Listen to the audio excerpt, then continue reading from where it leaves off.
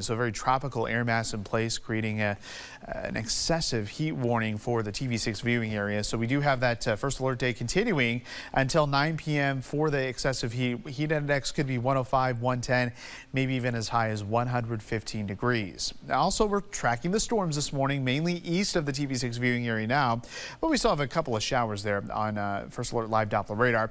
These are all kind of following south of a boundary here. This is a stationary boundary that will likely be the focal point for some more development here later this afternoon and evening. So we've had an additional first alert day, 5 p.m. until 2 a.m. for the entire TV6 viewing area. I'll have to change that because we do have that potential for damaging winds, hail, and heavy rain. Now, the entire area not going to see severe weather, but that potential is there. Level 2 risk here south of Interstate 80, including Galesburg, Burlington, and down toward Macomb. But as you head up toward Kewanee, Princeton, back toward the Quad Cities, Muscatine, and points to the north, that's where we now have a level 3 risk for an enhanced risk of maybe some damaging wind gusts. And I'm going to show you where these storms are going to develop. We'll take you through the afternoon and into the evening.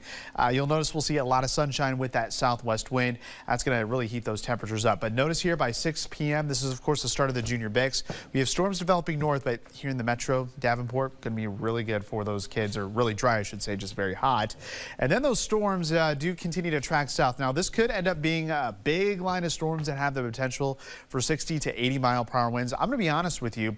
This run of exact track is probably going to change here over the next couple of hours. Our models just are having a really hard time grasping on the evolution of these storms, but the idea is that these storms will continue to push south as we head into the overnight hours. Winding down after midnight, could be a couple stray showers here early tomorrow morning. Otherwise, we're going to have some areas of fog and potentially low clouds by Bix time with temperatures in the 70s. As for today, we'll get highs in the low to mid 90s north, upper 90s to near 100 south.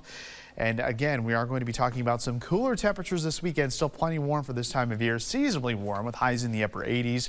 We're going to be mainly dry here during the daytime hours, but once we heat back up into the 90s next week, we will have a chance for some overnight storms, especially Monday night, Tuesday night, and Wednesday.